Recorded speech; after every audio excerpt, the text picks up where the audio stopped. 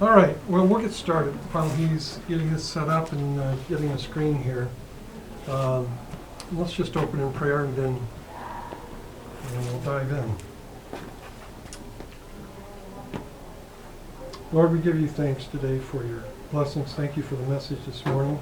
And just help us all, Lord, to answer the call when you call us. Help us to understand what it is that you would like for us to do, and then give us the motivation and give us the nudge that we need to be able to do it.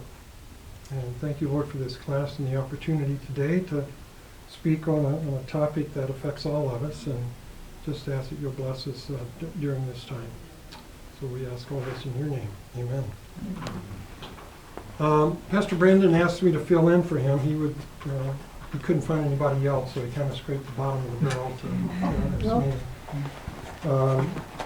and to talk on a topic that, for me, it's pretty much been my whole life.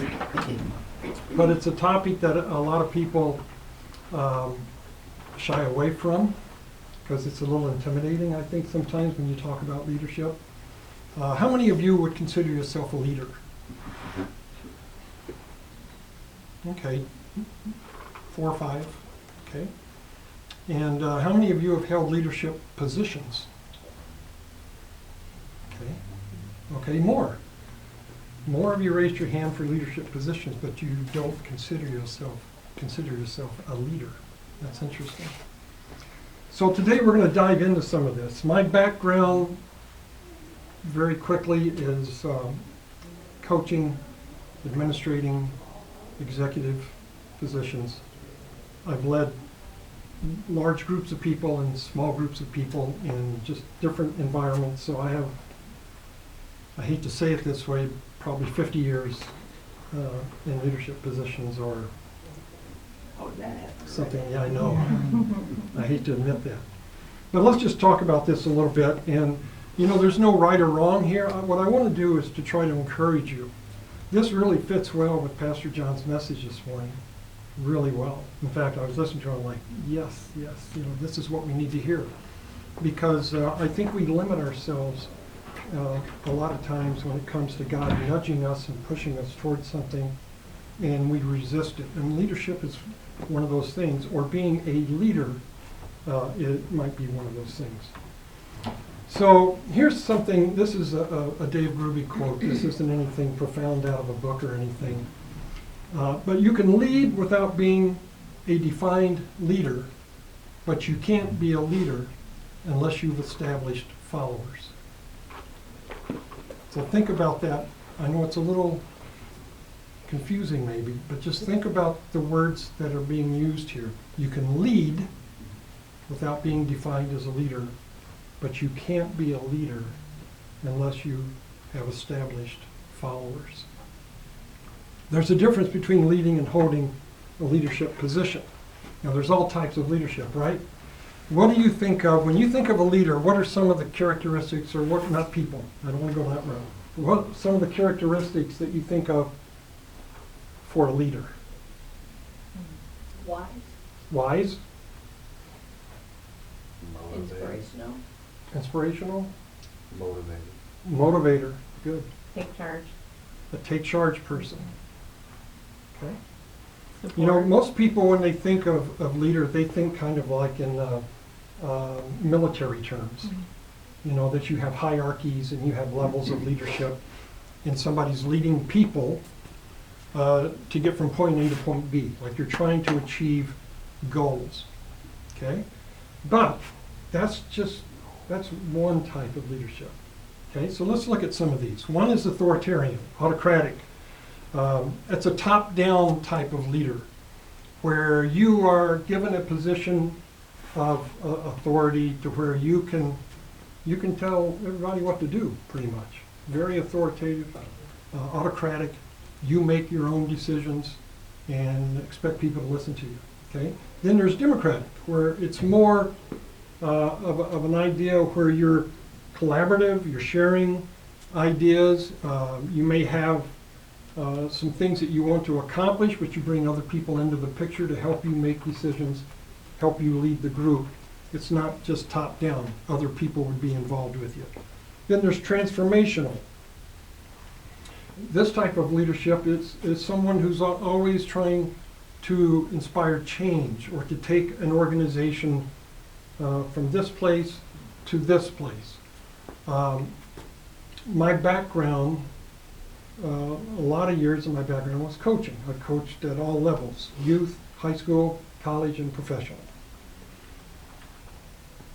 As a coach, I had a lot of power. You know why I had power? Because I could tell my athletes to run. I could tell them be on time.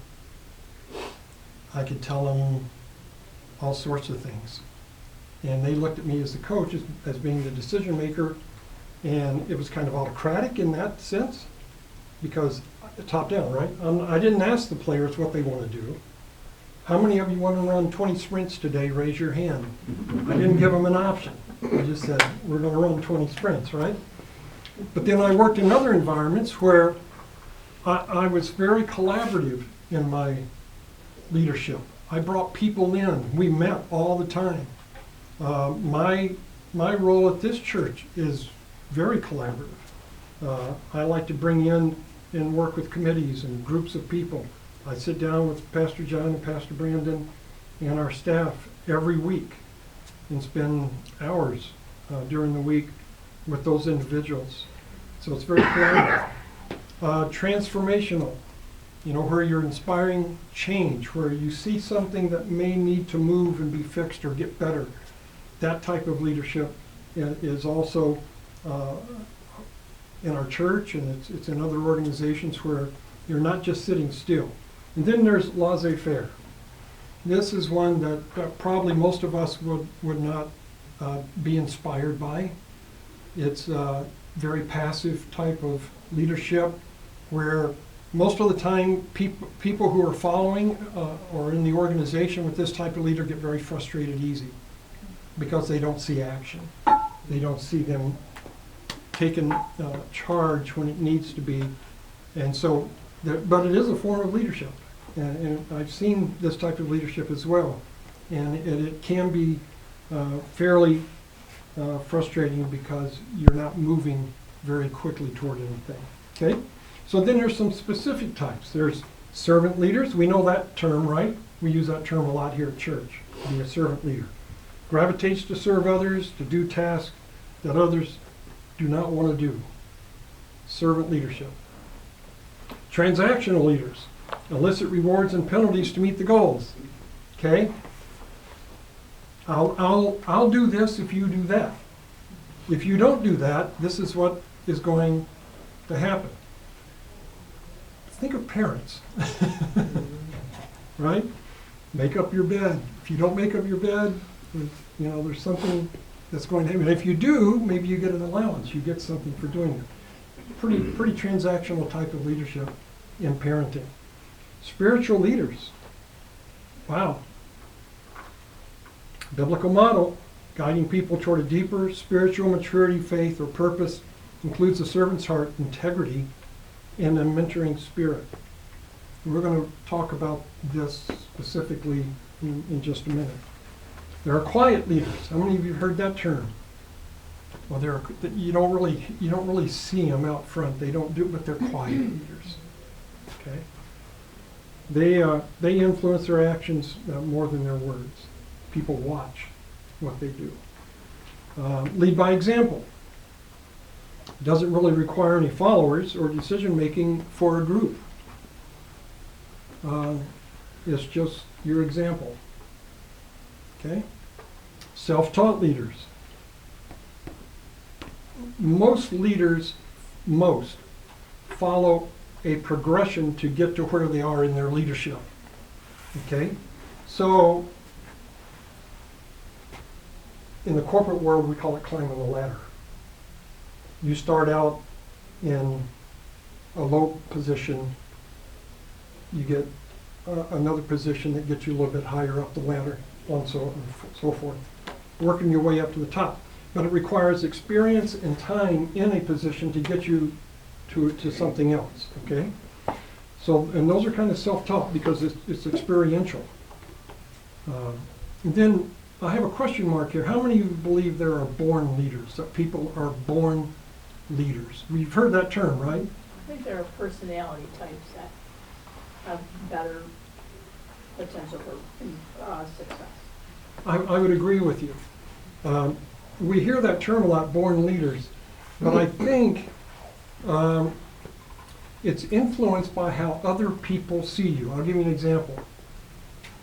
My dad was a pastor, so I was in the church all the time, and people looked at the PK, all the time, had expectations, and some people would automatically connect me and my brother to being leaders in the youth group or being leaders in the whatever. And they would kind of push us toward that. I remember one guy came up to me one Sunday and he said, I see a lot of potential in you. Okay, what does that mean? I think you could do this, whatever this was, leading something or doing something. As a young boy, I listened to that. I don't really understand it, but all of a sudden somebody believes in me that I can do something. So, we're dumb enough to say, okay, we'll do it. And we have that experience, right? And that experience starts stacking on other experiences to where you end up having a better understanding of leadership and what to do. My first coaching position as a coach, I was in 6th grade, coaching little kids, right? I'm in 6th grade coaching little kids. And that really propelled me in my entire career, that experience, because I liked it. It was in something I enjoyed, but then I kind of liked it. I could tell little kids what to do and they try to do it, or I could teach them something. So I think the born leader moniker is, I think it's real. The problem with potential is potential is only good if it's realized. I've had so many people, employees, players, who I'd look at them and say, man, you have got so much potential. I mean, the potential, if you adjust the potential. But if it stays at potential and never realized, they never advance in whatever it is that you see their potential in. The hard part is leading and getting that potential to come out of them to experience it, so where they can go forward. So potential is only good if it's realized. So when people choose to follow you, you become a leader. Leadership includes, notice the words I'm using here, leadership, not just lead, but leadership, okay? Leadership includes usually a title. It includes type of talent that is God-given. It has experience connected with it, the process to learn that we just talked about, a motivation to accept a position. A lot of people are offered positions, they don't accept them. They're not motivated to accept them, they don't think they can do it, and they turn it down. Other people may think that you can do it really well, and you're going, no, no, no. So you have to have a motivation to go, yeah, I think I can do this. I'm gonna accept your invitation to lead, and I'll do it. It also involves usually compensation, which is a high motivator to accept leadership positions. Taking risk is part of this. Communication skills. It's hard to lead if you can't communicate, okay? Unless you're leading only by example, or you're one of the quiet leaders. But you usually in the aspect of leadership, in leadership positions, it requires communication skills to be able to talk to people and talk up front. Leadership is a given authority. It can be applied by an organization, it can board of directors, individuals, but it's usually applied, it's given but that authority is given to you with your title, with your position, with whatever it is. Leadership has power. Parents have power. Parents are leaders. Sorry. You have a lot of responsibility in your home. And the reason that you're a leader is because somebody's listening to you. Somebody, you're able to get someone in that household to listen to you to do something, and you're leading them towards some action. Okay? Pastor John, at the end of most of the sermons each week, what does he tell us to do? Here's your what? Here's your homework for this week. I want you to read the book of Mark. Okay? So he's telling us, he's leading, telling us something to do. He has power over that congregation to some extent to say, here's what I want you to do. Okay? There's no consequence, I don't think, but he encourages us to do that. Okay? And then leadership, and this is the most important thing, I think, is leadership requires followers. You can't lead in a vacuum. I mean, you could stand in this room with the lights off and say, I'm a leader. You're not leading. You have to have something to lead. You have to have people that will follow you. Choosing to lead has no human power attached to it. Think about that. Choosing to lead has no human power attached to it. It's an intrinsic motivation. In other words, I have to be motivated inside. I could sit here today and try to motivate all of you to lead, and so I'm sure there's some in here who would be scared to death if I came and said, I want you to lead, I want you to take a Sunday school class, I want you to teach this, I want you to do that, and you'd look at me like, ain't no way.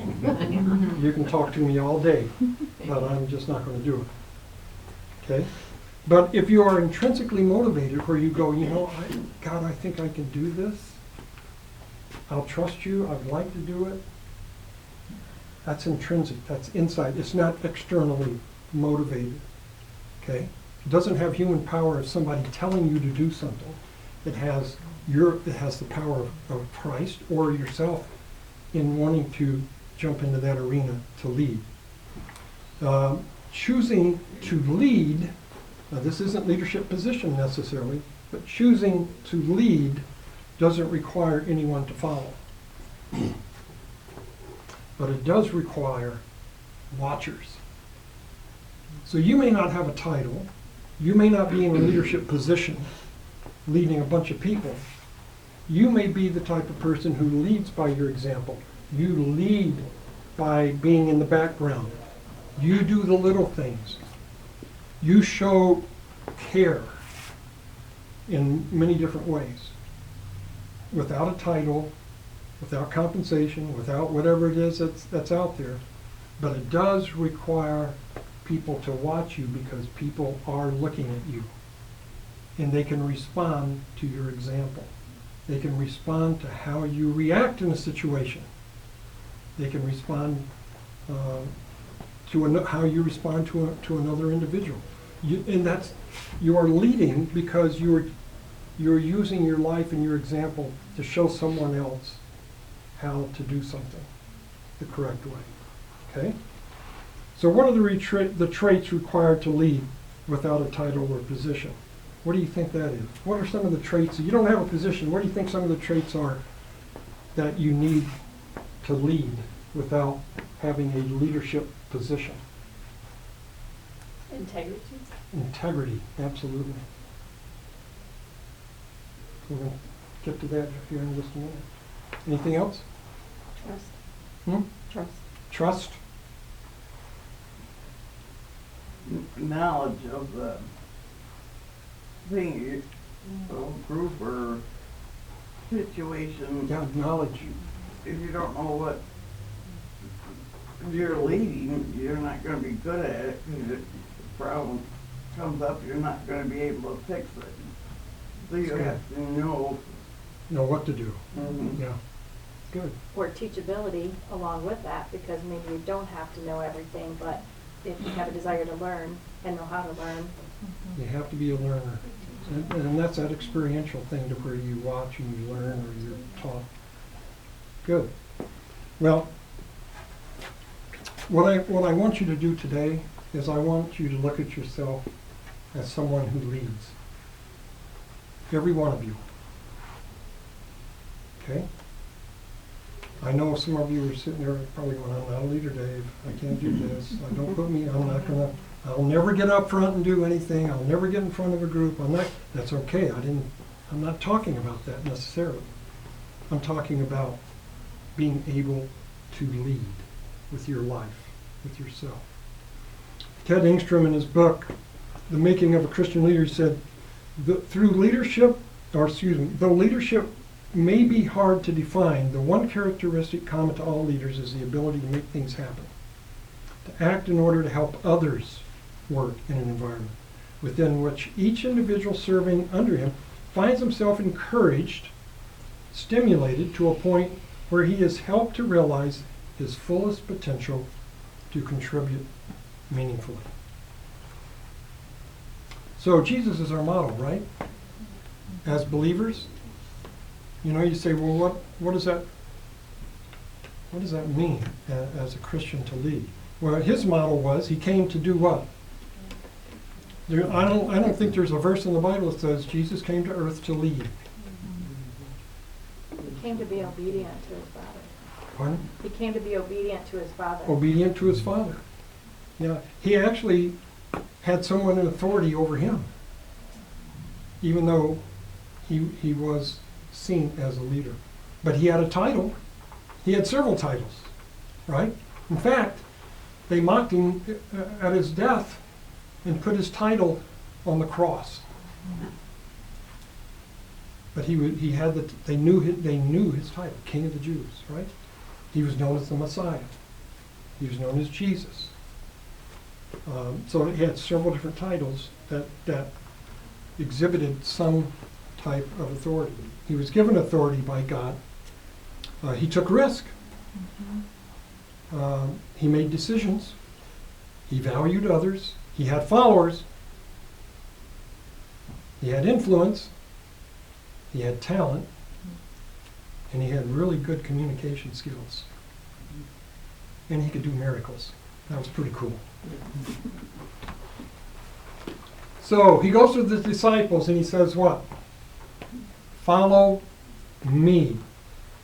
So were the disciples leaders when he asked them to follow him? In fact, they were as far from leaders as you could probably imagine. They were pretty self-centered. They had their own jobs. They all had different personalities. It's a wonderful study to look at the disciples and see what kind of people they were. I don't mean this disrespectful, but they were a bunch of mutts. They just had, to take that group of people and put them together to say, follow me, I would think of that as being like the worst trip I could ever take in my life. It would just be nothing but arguing and fighting and not getting along and nobody being able to understand who anybody else is because you can't relate. So it's pretty interesting. But they were followers first. And then Christ led by his example. He taught them. He allowed them to fail. He gave them responsibility. And then he sent them out with great power. But he started off by saying, follow me. Look at me. Look at my example. See what I do. Listen to me.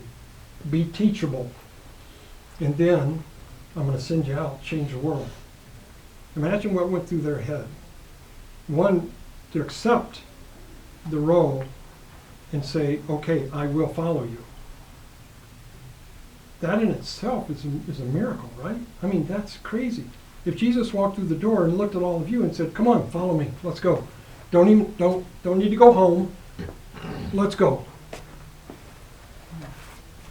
We would probably go, now? Really? And you want me? So, They came in as followers. They came out as leaders that went out to change the world. Isn't that neat? So,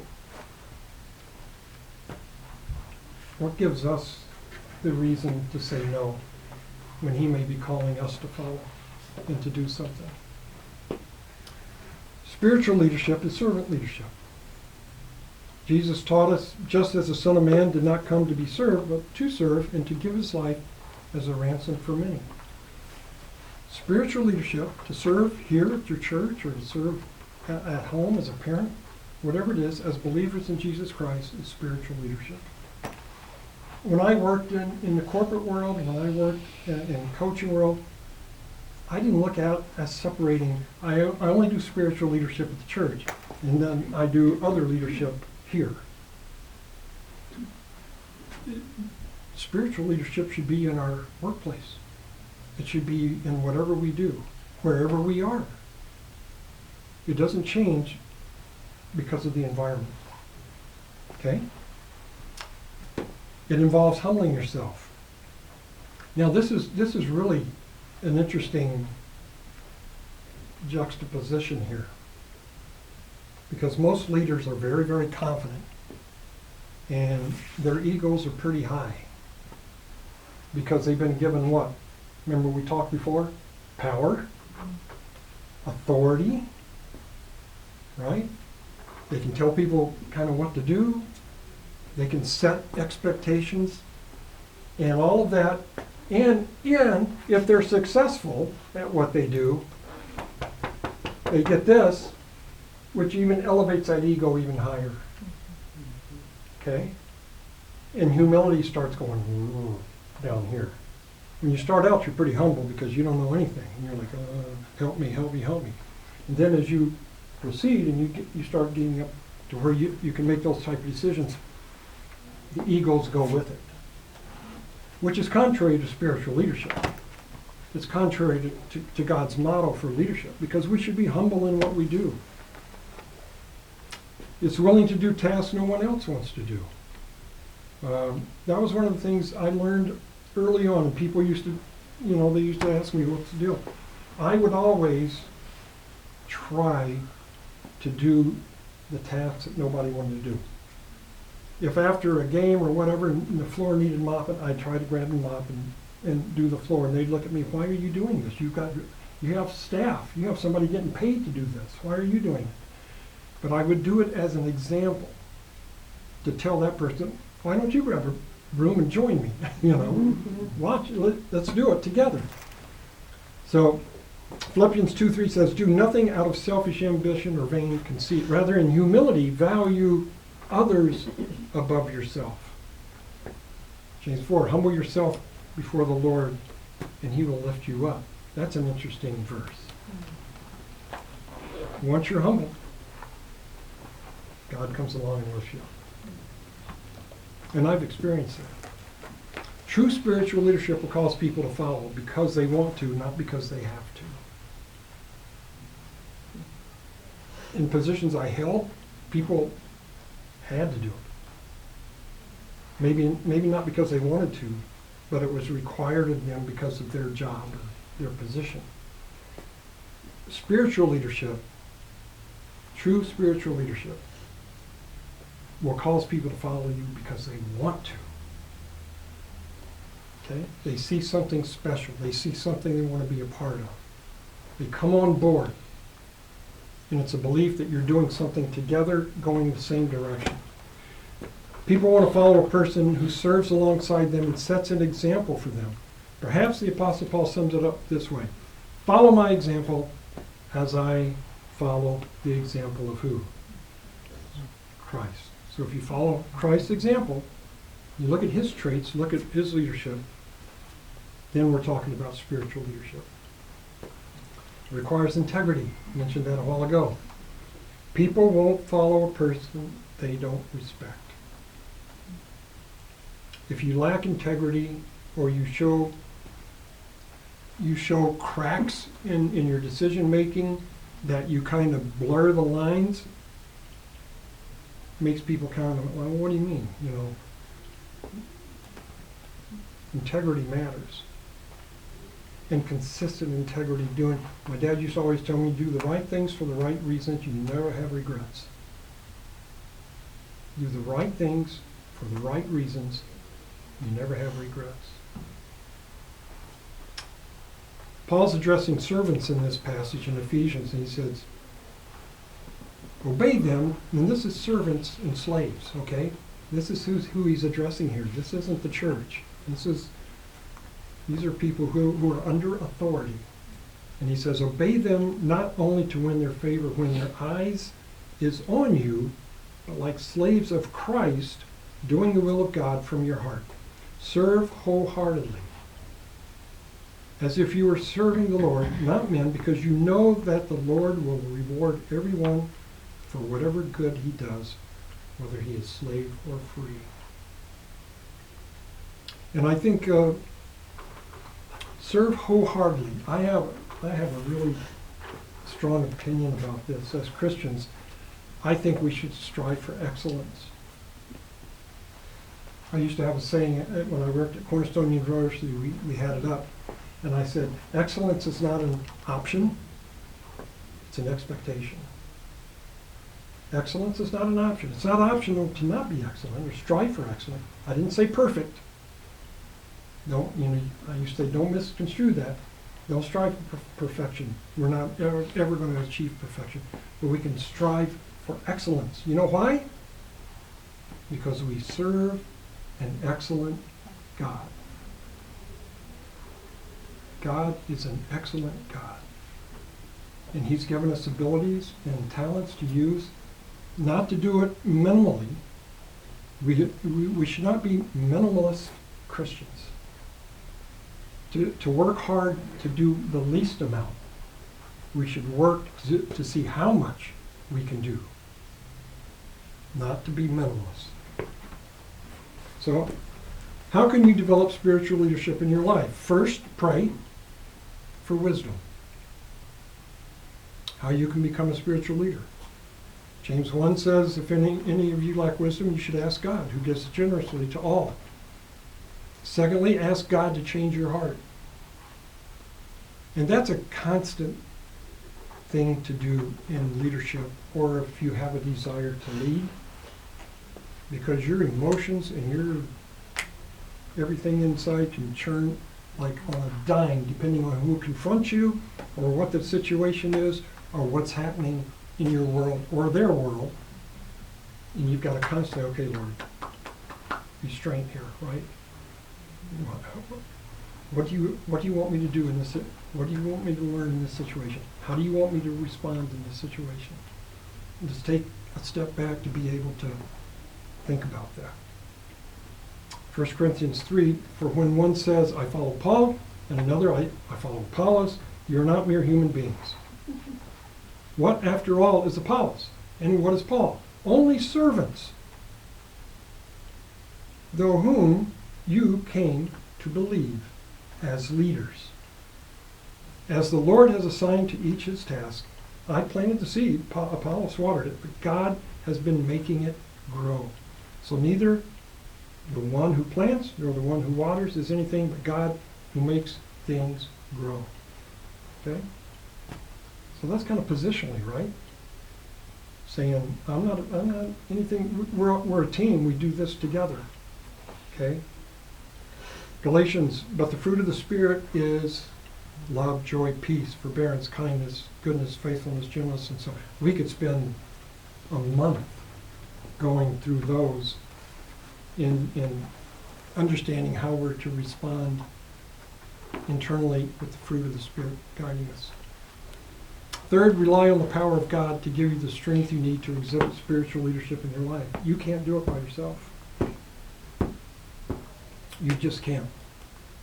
If you start doing it by yourself, you're going to start taking control of everything.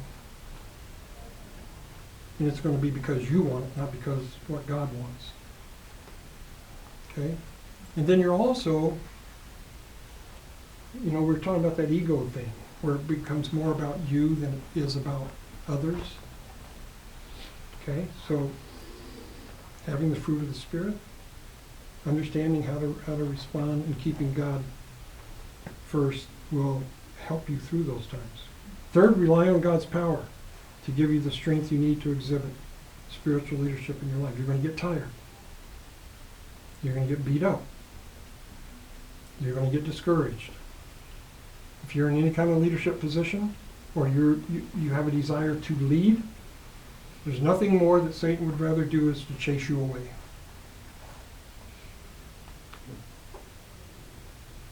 Think about it. If God's put you in a position or given you a desire to lead and to do something, you talk about spiritual battles, that's when Satan goes, you're on my radar. I'm going to discourage you. I'm going to kick you. I'm going to get you down.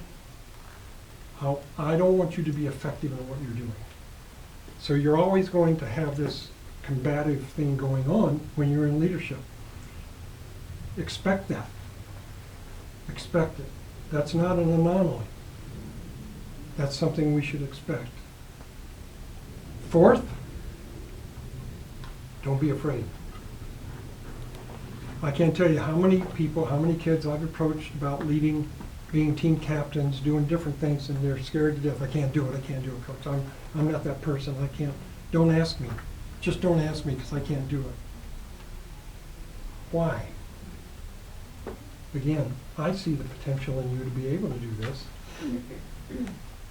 And you're allowing fear to take you out of something that maybe God intends for you to do. There are a lot of people, we could probably open it up in the room, we don't have time, that you ended up doing something you never thought you could do, but you did it because somebody else believed in it.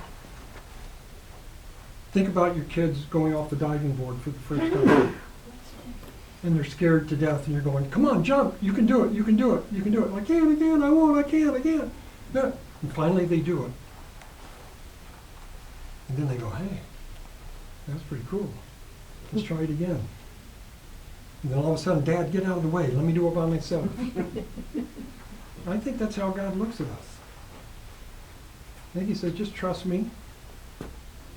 Don't be afraid, just jump in, give it a try, experience it, and then I'll step aside and let you go here.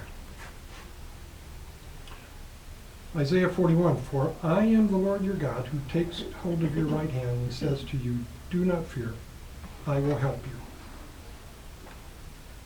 you. So, what are we left with? I think it is, hopefully, dive in. Our church needs leaders.